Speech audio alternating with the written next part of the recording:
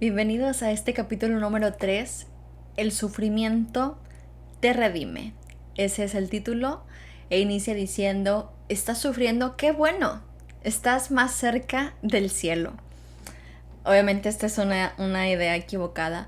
En este capítulo, como el nombre lo dice, vamos a hablar acerca de, el autor habla acerca de el sufrimiento, el dolor, y voy a ir haciendo algunas menciones, obviamente, del libro y compartiendo también algunas opiniones.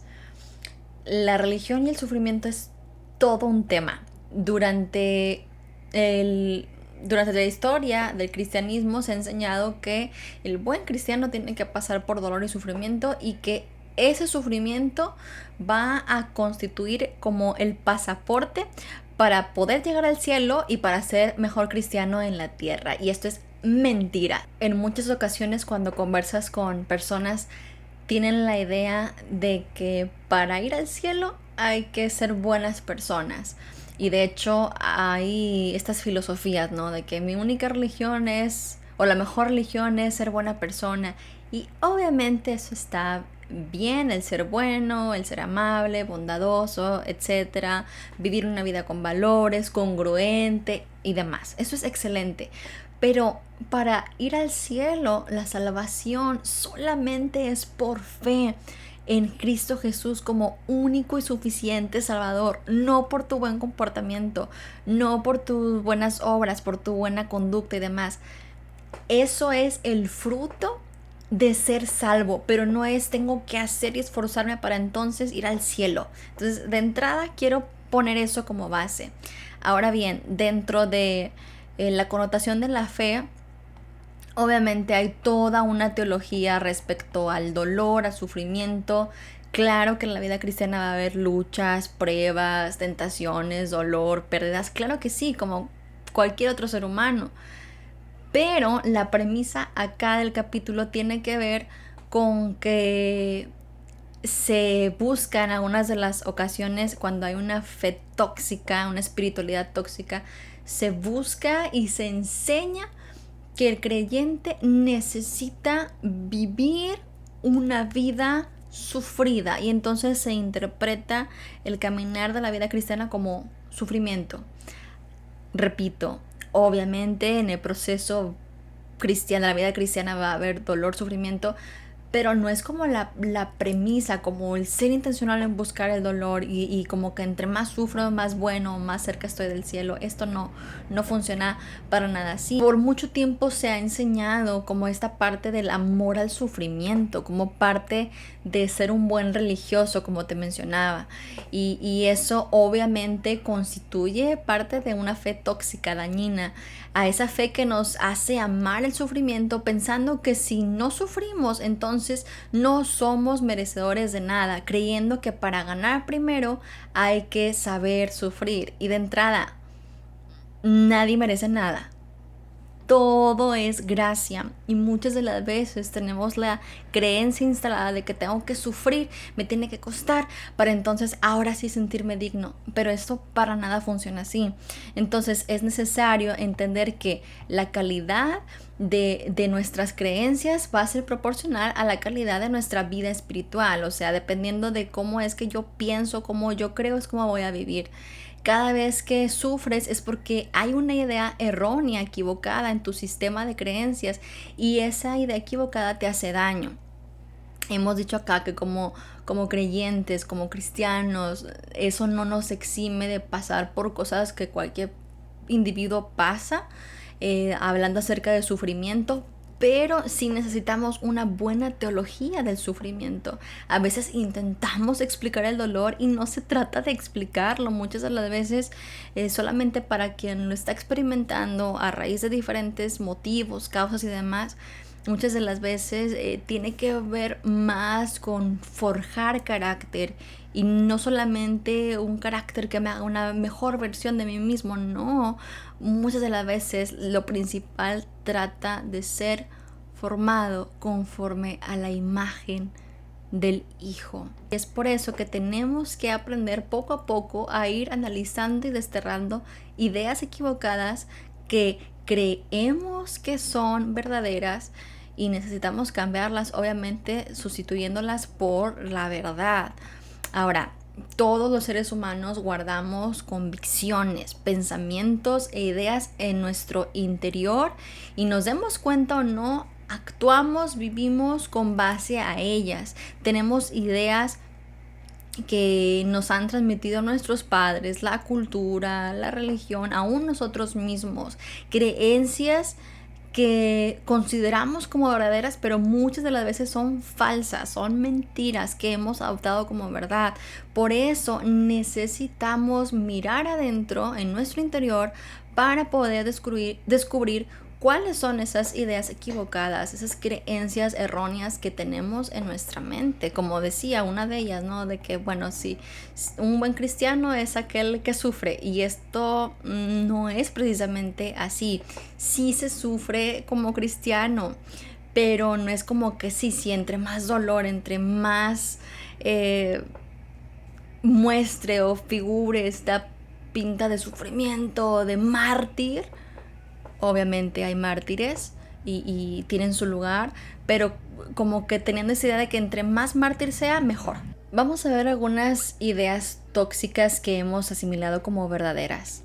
Una de ellas es sacrificio, sacrificio, sacrificio. La fe tóxica te pide y aún te exige sacrificios. Esta idea afirma de que sin sacrificio no hay nada, y básicamente la idea es: necesito sufrir para entonces, como mencionábamos, merecer esta bondad, esta bendición y demás, y esto no es así. El sacrificio tenemos que entender que es frustrante, porque usualmente cuando hacemos algo desde el sacrificio, muchas de las veces eso mueve a manipular, porque estás esperando que el otro reconozca tu sacrificio y te corresponda igual. Entonces, cuando eso no sucede, cuando el otro no está valorando, reconociendo lo que yo hice por ti, todo lo que me costó y demás, entonces eso genera frustración y amargura muchas de las veces. En otras palabras, podemos decir que el sacrificio como tal no sirve, no solamente porque nos amarga, esto es evidente, sino porque transmite culpa a la otra persona. Esto suele pasar muchas veces en casos de padres con hijos, de madres particularmente con hijos. Yo todo lo que hice por ti, la educación que te di y demás, y esto obviamente no es así, o no debiera ser así. Entonces, el sacrificio transmite culpa a la persona, y ya que la persona que fue beneficiada por el sacrificio se siente culpable, va sintiendo como que esta presión de que le debo algo a alguien. Entonces, el sacrificio junto con la culpa es una manera de retener a otros y siempre va a traer autocondenación, y esto obviamente no es lo que estamos buscando. El sacrificio no es sinónimo de esfuerzo. Hay una diferencia abismal entre ambas. El esfuerzo nunca te hace sentir culpable, nunca va a generarte deudas y nunca te va a pasar factura. Ahora, recalco acá algo muy importante. Hablo de esfuerzo. El autor aquí hace mención del esfuerzo, pero no en un sentido de salvación. Recordemos, como te decía al principio, la salvación no es por obras, no es por tu buen comportamiento, por lo bueno que hagas. Eso es fruto, consecuencia de ser salvo, pero la salvación consiste en poner tu fe exclusivamente en Cristo Jesús, nada más, en Cristo Jesús como único y suficiente Salvador, como el que vino a vivir la vida que tú y yo no podíamos vivir, porque Él fue perfecto, Él fue tentado en todo como nosotros, pero sin pecado. Él es el Hijo de Dios que se encarnó, que murió por nuestros pecados, que resucitó al tercer día, que hoy está sentado a la diestra de Dios y reina, y prometió volver, y que quiere tener una comunión, una relación contigo. De eso se trata la vida.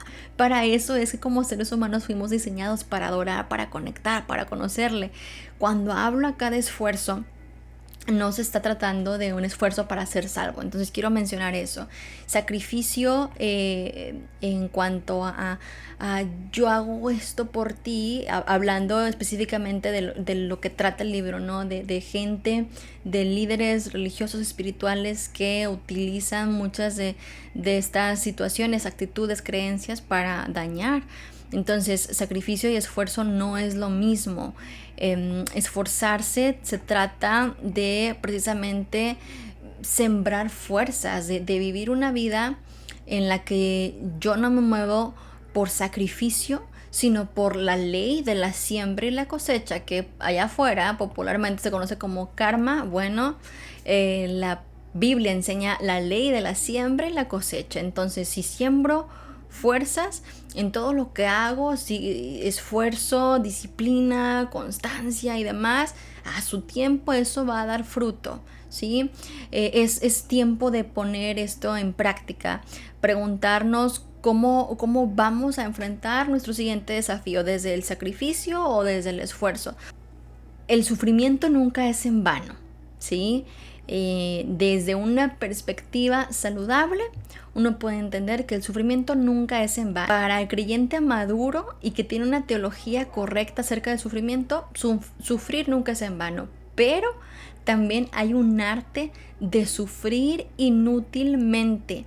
La gran mayoría de las veces nuestros sufrimientos, desde una perspectiva exclusivamente humana, son totalmente inútiles. El 95% de los sufrimientos son inútiles. Y hay gente que sufre por todos y por todo. Vamos a ver algunas ideas del arte de sufrir de una manera inútil. Sufro inútilmente cuando me preocupo por otro más de lo que el otro se preocupa. ¿Cuántas de las veces esto sucede? Gente que tiene una situación complicada, un problema, y lo comparte con alguien, y luego ese alguien a quien lo comparte termina angustiado, preocupado, le da insomnio y demás, y la persona que lo está viviendo ni en cuenta. Entonces se sufre inútilmente cuando eso sucede, cuando sufro por lo que le sucede a los demás. Ahora, una cosa es poder tener empatía con el otro y dolerme desde un dolor, como digo y repito, desde un entendimiento adecuado, ¿no? De alegrarme por ti, de cuando estás mal, me comparto tu dolor, pero no me pongo peor que tú. Y no me lleva a dejar de ser funcional. Ahí eso no es adecuado. Vaya, cuando el otro pasa por dolor, podemos tener compasión, que es distinto, y podemos estar ahí prestos para ayudarle y demás, pero sufrir y ponernos en un peor estado que la persona que lo está enfrentando no es adecuado. Otra postura también equivocada es cuando me autoflagelo por mis errores, cuando estoy constantemente con un autorreproche, con autocondenación, porque hice esto, me equivoqué, y lo que yo dije, lo que hice, lo que pensé, y entonces vas generando mucha culpa, condenación y demás. No se trata de eso. Sobre todo hablo esto puntualmente para todos aquellos que profesamos la fe en Jesús como nuestro Dios, como nuestro Salvador. Ya Él pagó todo el precio, ya no tienes tú que cargar con culpa, con condenación y demás. Para esto vino Cristo, para deshacer las obras del diablo, para limpiarnos de todo pecado, y cuando fallamos, pecamos, lo que tenemos que hacer es arrepentirnos y buscar su perdón. Otra más es: sufro inútilmente cuando no hago nada por salir de mi sufrimiento. Sufro inútilmente cuando no le encuentro sentido al sufrimiento. Decíamos, es importante, ok, estoy pasando por esto, ¿cómo puedo verlo? Sufro inútilmente cuando invierto más tiempo del que la situación requiere, cuando solamente me la paso pensando y nunca bajo y paso a la acción. Vaya, el dolor es normal, es universal, todos tenemos que pasarlo, pero otra cosa es buscar intencionadamente el sufrimiento y volvernos sus amantes. Entonces, esto es totalmente una postura distinta. Entonces, en resumen, una fe sana permite dar, pero también permite recibir. Una fe sana ayuda a otros a llevar su dolor, sus circunstancias, sus momentos difíciles, pero no se considera obligado a cargarlos. vaya, compartes la carga, pero no es como mi obligación y sufro más del que está sufriendo. Una fe sana invierte mejor sus energías porque sale rápidamente del sufrimiento. Un saludo.